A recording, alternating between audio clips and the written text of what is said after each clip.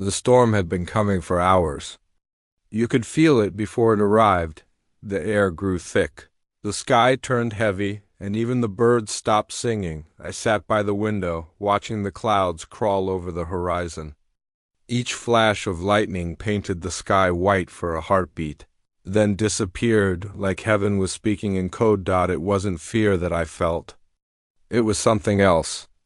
A presence in the thunder. A message hidden in the rain. And before I even thought about it, the question slipped out of my mouth. Jesus, what's hiding beneath the storm? The wind howled like it had heard me. The candle beside me flickered, and the whole room seemed to lean closer, as if heaven itself was about to answer. Then silence. The kind of silence that isn't empty, but waiting, and from that stillness came a voice, not from outside, but from within. Gentle, yet strong enough to break me open. You look at the storm, he said, but you never ask what it's protecting. My heart raced. What do you mean, Lord? The lightning flashed again. This time it lingered a little longer, enough for me to see the reflection of my own eyes in the window. Beneath every storm, he said, I hide something sacred. Because men protect what they love, but I protect what they're not ready to see. I felt my chest tighten. Each word was like thunder wrapped in mercy. They curse the storm, he continued, not realizing it's the only thing keeping them from destruction. Rain began to fall, slow, deliberate, like tears tracing the face of the sky. When I shake the world, he said, I am not punishing it, I am preparing it. Lightning split the sky again, and for a moment I saw it, shadows moving beneath the clouds. Not dark, not evil, just alive. There are things that can only grow in the rain, he whispered. Faith, patience, dependence.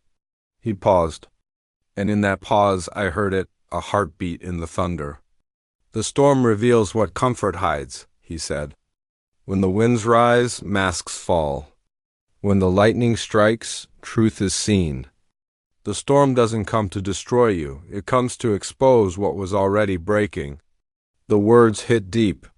I thought about how often I had prayed for calm without realizing I was asking him to take away the very thing shaping me. You call it chaos, he said, but I call it cleansing. My breath caught. The candle beside me went out, and yet I could still see. There's light that only appears in the dark, he said, and voices you can only hear when everything else is gone. I closed my eyes, and suddenly I was there, not in my room, but somewhere else. A field under a furious sky, wind moving like waves, lightning splitting the heavens open, and through it all, a single figure stood, calm, steady, unshaken. He turned, and I knew it was him. You asked what's hidden beneath the storm, he said. It's me. The ground shook as he spoke, but his eyes were still full of fire and compassion. I hide myself in the storm, he said, because it's the only place hearts stop pretending long enough to need me.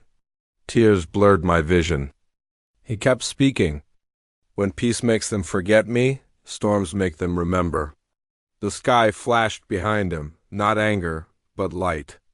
And every flash revealed something new. Faces praying, hands trembling, souls turning back to him in the chaos.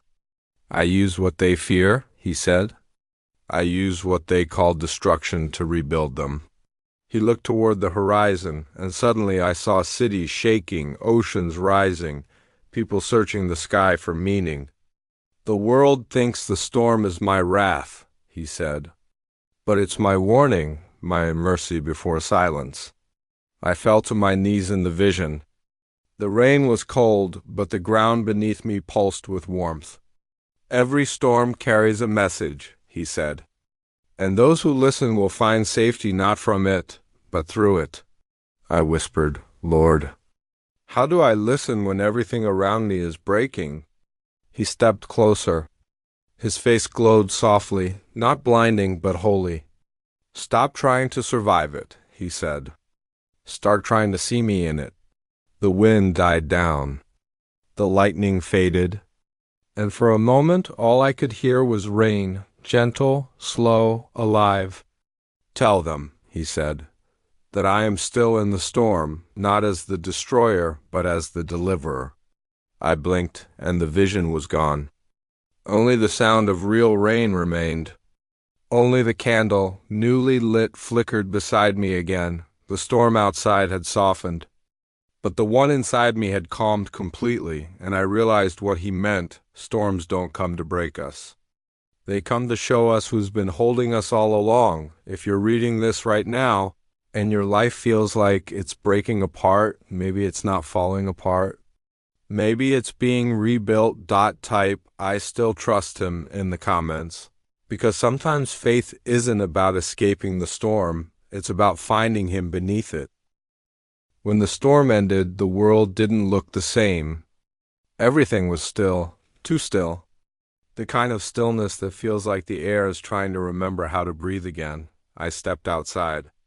The earth smelled new, like rain and renewal mixed with something ancient.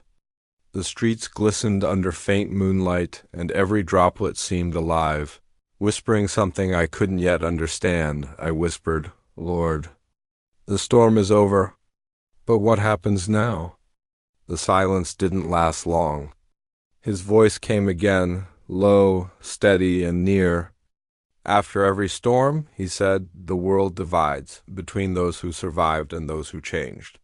The words sank deep, heavier than thunder, softer than rain. "Many survived the storm," he continued, "but few let it cleanse them. They step out the same, untouched, unchanged, unaware that mercy just passed over them." I swallowed hard. The ground beneath my feet was wet, but it pulsed, alive. "You asked what's hidden beneath the storm," he said. "Now you'll see what it leaves behind." Then the light began to move, soft golden rays creeping over the horizon, pushing back the night one breath at a time. "This is what storms are for," he said. "They strip away what cannot stand in the light." I looked around. Trees that once stood proud were bent but still rooted. The flowers that had been crushed were already opening again. But the shallow things, the fragile ones, were gone. "The storm removes what pretends to be strong," he said. "So what remains can finally grow real." His words cut through the dawn like fire through fog. "I didn't send the storm to destroy," he said softly. "I sent it to reveal." My chest ached. Because in that moment I understood storms don't just expose the world. They expose us, the pride we hide under prayer, the fear behind our faith, the comfort that we call trust. "They blame the rain," he said, "but forget how dry their souls had become." The wind stirred again, gentle now, like the breath of a child falling asleep. "After every shaking," he said, "comes separation between what's built on me and what's built without me." I saw flashes, churches half empty, faces staring at glowing screens, nations shouting in anger, but then I saw others, kneeling, quiet, weeping softly as light began to touch them. "These are the ones who listened in the storm," he said. "They learned to recognize my voice in the chaos. And now they will carry peace where peace no longer lives." He paused, and in that pause I felt both grief and glory. "The storm wasn't punishment," he whispered. "It was invitation to return, to remember, to rebuild." My eyes burned. The sunrise reached higher now, and I realized it wasn't just light, it was revelation. "When I clear the sky," he said, "I don't want applause. I want awareness. I want them to see what I showed them in the wind." The light shimmered over puddles, and in the reflection I saw faces, some smiling in relief, some still afraid, some finally looking up. "Some will forget," he said, "but others will burn. They will not be the same again." Because they didn't just survive the storm, they met me in it. I fell to my knees right there, hands pressed to the wet ground. Tears mixed with rain. The world felt brand new. "Lord," I whispered, What do you want me to tell them? He answered so softly it felt like the breeze itself spoke. Tell them that peace is not the absence of storms, it's my presence inside them. The air shimmered again, golden, still, sacred. Tell them, he said, that I'm not done shaking the world, but I'm doing it to awaken the sleeping. His tone shifted, not anger, not warning, sorrowful love. They will see more storms, he said. Not to destroy, but to decide who they are and who they belong to. Lightning flickered far away in the distance, faint, harmless now. Those who built on me, he said, will stand even when everything else falls. And when they do, the world will ask how. He paused, and in that moment I could almost see his face through the wind. And they will answer, he said, because we learned to listen beneath the storm. The sun rose fully now. The clouds parted like a curtain being pulled back. Light poured over the world, soft, endless, and forgiving. After the storm, he said, comes sight, and sight brings revival. I understood now, storms don't end stories.